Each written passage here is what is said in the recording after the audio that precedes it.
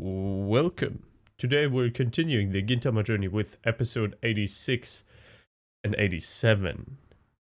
So in the last episode we watched a short preview of this upcoming mini arc. And I believe it's about one of the Shinsengumi's sisters. Wait. It's about a sister of one of the Shinsengumi. But yeah, I don't know much more about it. Yeah, it's gonna be interesting. As always, if you enjoy the content I'm making and you want to support this channel, you can head over to my Patreon.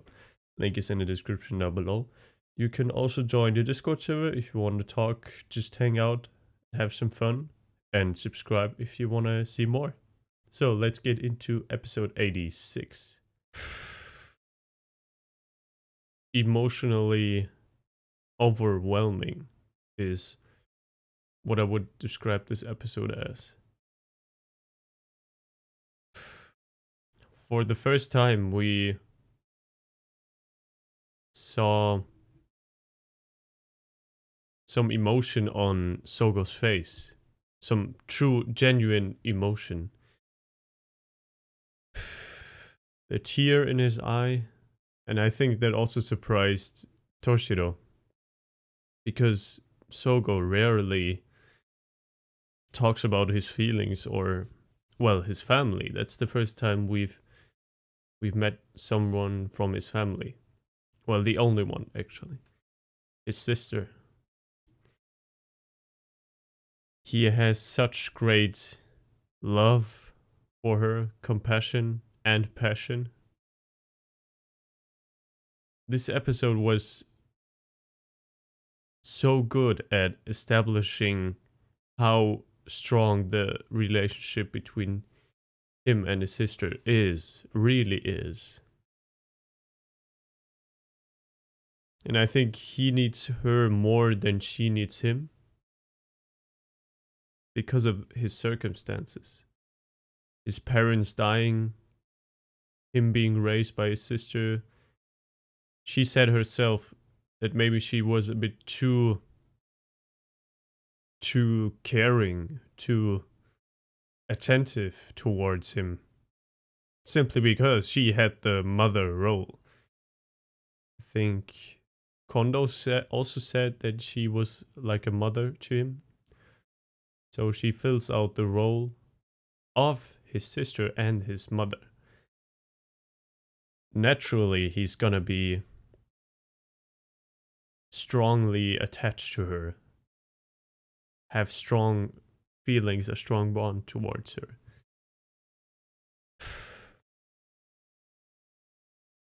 Yeah, that might have been why he developed the way he did into this kind of very isolated and sadistic guy.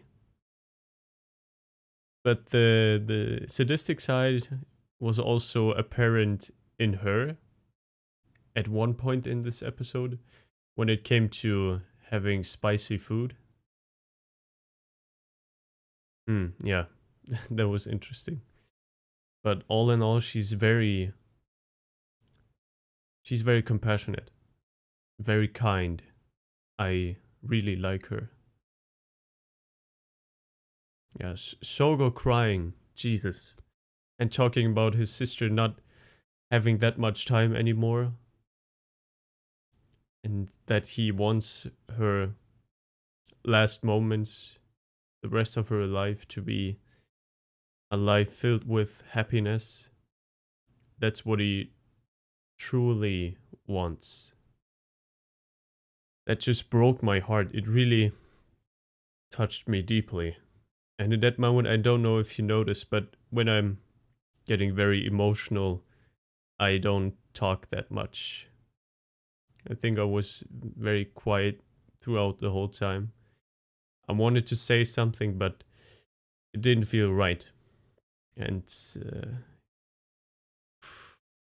I felt a lot of sadness, a lot of grief, even though she's not dead yet. It just Sogo's saying these words, the tear in his eye.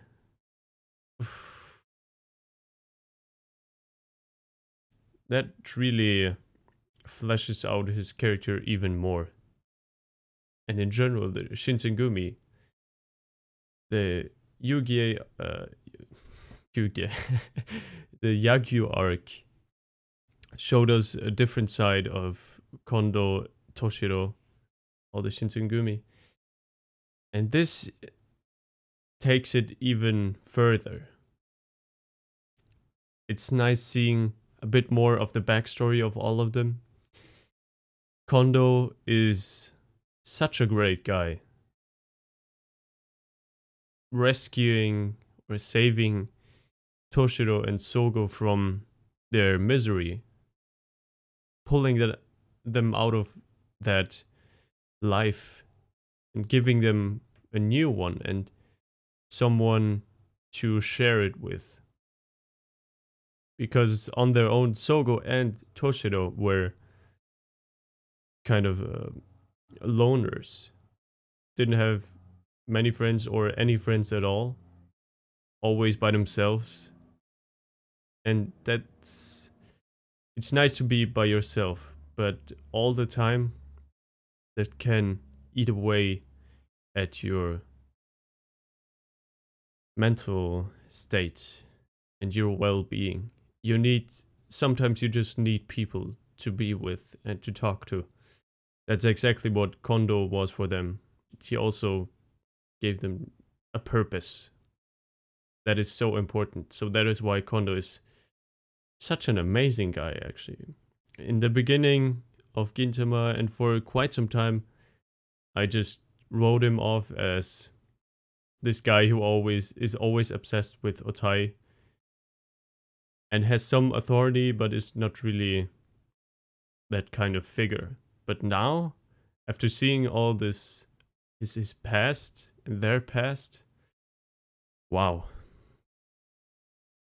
The revelation of the relationship between Toshiro and I forgot Sogo's sister's name, but Sogo's sister. Oh, I said that in the reaction. It gave so much more meaning to the whole hatred Sogo feels towards Toshiro. That is, it's so profound, you know. It's not just.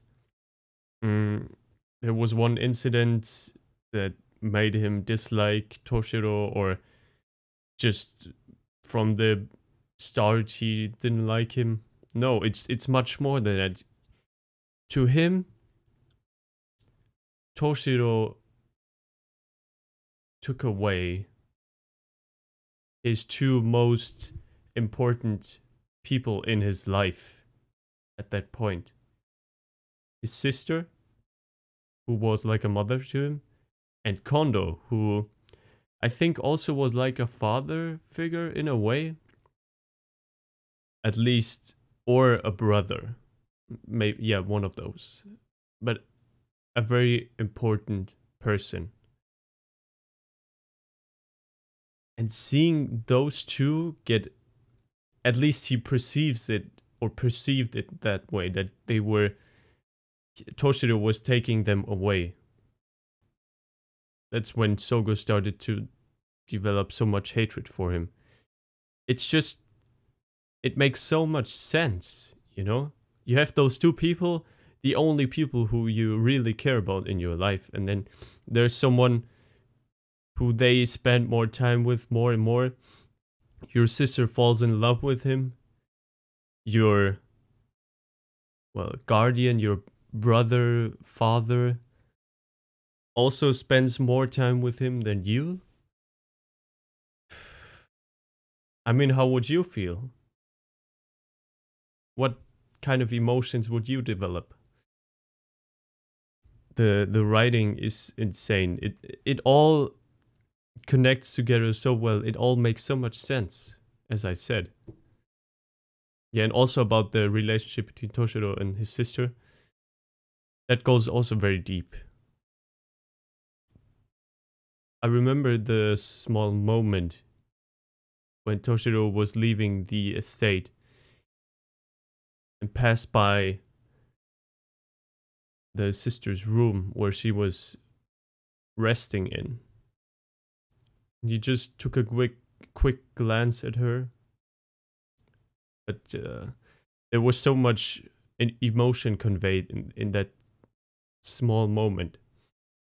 Him walking by, just looking at her, her looking back. They have so much history. And Sogo does not want them to be together.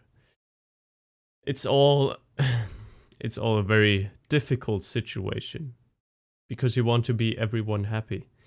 And is his sister really happy with the man she's gonna marry now? The man who supposedly sells or is involved with the black market, underground stuff, dealings. Well, we will see about that in the next episode, I guess. But is that what she really wants, to be with him? Because you see that she really loves Toshiro. Also the moment where she collapsed when she saw Toshiro in person again after who knows how long they haven't seen each other. But just seeing him made her stress out so much and collapse. So yeah, that just shows how much she loves him. Yeah, this is one of the best episodes of Gintama in my opinion. Also the music, beautiful, amazing, love it. Yeah, and let's see how this is gonna work out in the next episode. Yeah, so let's get into episode 87. I took a bit of a rest and gathered my thoughts on this episode. An episode of pure beauty. And it just pains my heart to see her story end like this. It's just not fair, you know? And in real life there are also so many people who are gravely sick and cannot be healed, cannot be saved from that. And they have to accept that in their own way. Mitsuba, I think I'm certain she did. She did accept it, and she was happy from the very start till the very end. Still, it's so tragic. So young, but she had to pass on so early. She herself was happy, but now I'm wondering how's the story gonna continue for Sogo? How is he gonna take it? Is he gonna, like, in the next episode, is everything gonna be alright? Or I just hope that they give closure to this whole thing, because it does not feel finished. The episode ended with Sogo, Toshiro, and Gin all being devastated and sad. But there was no real... For Mitsuba there was closure. But for the other characters, I don't think there was. Talking about the ending scene, it was so well portrayed. Symbolically portrayed with the... what was it? Spicy rice crackers. Toshiro, it's so spicy, it's making me cry. You could already tell by his voice that he couldn't hold it in anymore. And he, of all the people, he had to endure all that pain, all the sadness and love he feels for Mitsuba. Because if he truly showed that, then there would have been no going back. He would have taken Mitsuba with him into his life, the life of a samurai. And there was a reason he didn't. There was a reason he hid all those emotions and kind of distanced himself from her in order to protect her, in order for her to, at least in his view, find someone, a normal person she could raise a family with. She could share a normal life with. And in his opinion, that's something that is not possible when you're with Toshiro. He had to suppress all those emotions all the time. The whole time. And now when she came back, the emotions also came back. The emotions that were suppressed. I cannot imagine the overwhelming weight he must have bared in this time. The way I see it, his attack on the underground anti-foreigner mafia guys, Mitsuba's fiance, it was not out of duty or trying to catch a criminal, taking down criminals, but to give expression to his sadness, anger, frustration. He had no real way to let all those emotions out. So the only way for him was to take his sword, the one thing he knows and he stands by and he cherishes.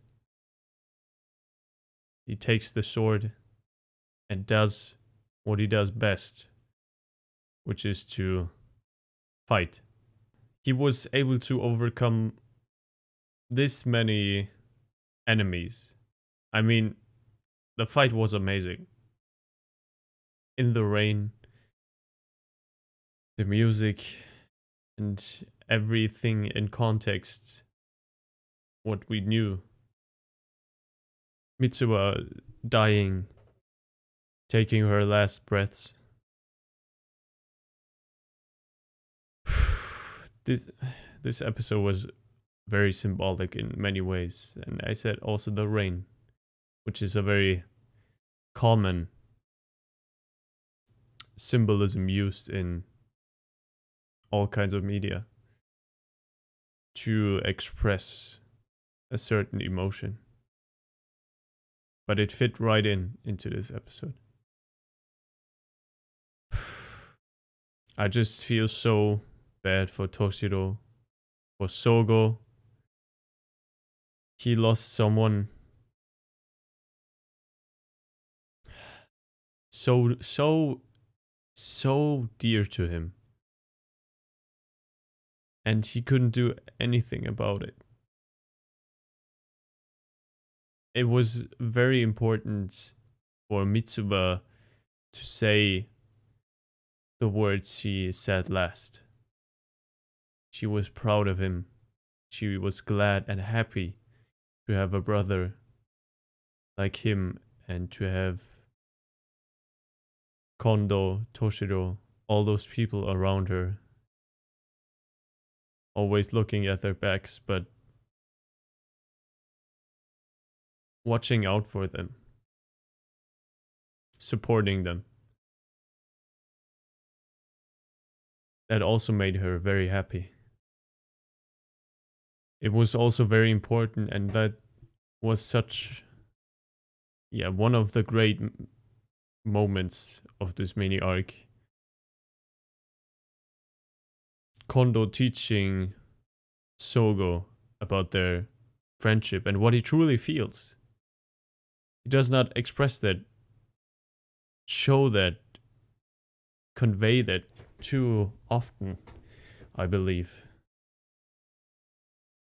But then in this instance, he did. And it surprised Sogo. It really surprised him how much he meant to Kondo, how much he meant to the Shinsengumi, how deep their bond is. There was a heartwarming moment amidst all the heartbreaking moments in this episode. It was also good that Gin was there for Mitsuba. He cheered her up. She had someone to talk to while the others were not there. And Gin is, as always, very important, a very central character to everyone he meets. I feel like also Yamazaki has been really growing on me in these last 2 episodes. He has not just been that goofball I perceived him to be so far, and that's pretty much all he was. But he showed real courage and strength. And I applaud him for that. As I said, he's growing on me. He's becoming one of the more important characters to me. Of course, he's not gonna have a very central role to play in the story, I believe, but still, he had in this arc, and that's all that counts, I think. I feel like there's so much more to say, but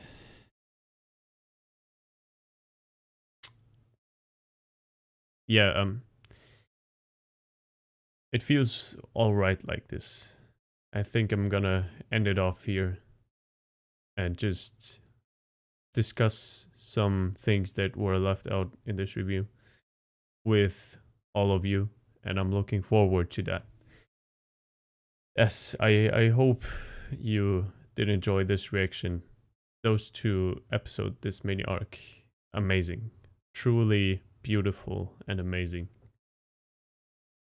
So, take care, enjoy your day, and bye.